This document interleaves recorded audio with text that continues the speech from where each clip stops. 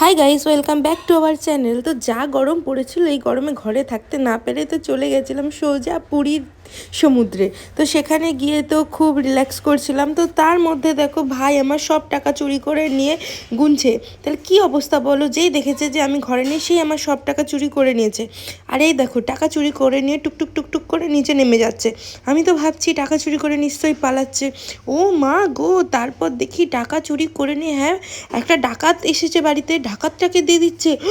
ও মা গো, এটা তো দেখে আমি একদম ভয় পেয়ে গেছি। তারপর দেখি না, ডাকাতটার থেকে কি যেন একটা বড় সাইজের অস্ত্র নিয়েছে আমাকে মারার জন্য।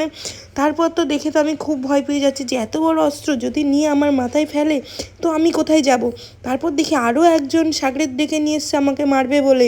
টাকা নিয়েছে এটা আমি জেনে যাব, তাই মারার জন্য আগেই অস্ত্র ভাড়া করে নিয়ে চলে এসেছে।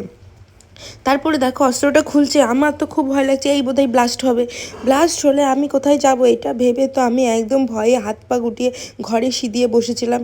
তো তারপর দেখি প্যাকেটিংটা খুলছে, ও মা গো আমার খুব ভয় লাগছে, এইবার যদি এই বড় অস্ত্রটা আমার গায়ে ব্লাস্ট করে তাহলে আমি কি করব। তারপর ও তো খুলছে আর বলছে দাঁড়া এবার তোকে দেখাচ্ছি। তারপর তো অবশেষে প্যাকেটিংটা খোলা হলো এবং আমার জন্য যে গিফটটা ছিল সেটা ধীরে ধীরে বার করলো। তারপর দেখি ও মা গো, এটা কোনো অস্ত্র না, এটা তো দেখি একটা মিনি এসি। তো ওর ভাই বলছে দিদি তোকে তো আর অরিজিনাল এসি কিনে দিতে পারলাম না, আর সেটা তো অনেক দাম, তাই তোর জন্য এই ছোট্ট কুলারটা এনেছি। তো আমি তো খুব খুব খুব খুশি হয়ে গেলাম। খুশিতে তো আমি আর মাটিতে পাই পড়ছি না, আকাশে উড়ে উড়ে বেড়াচ্ছি।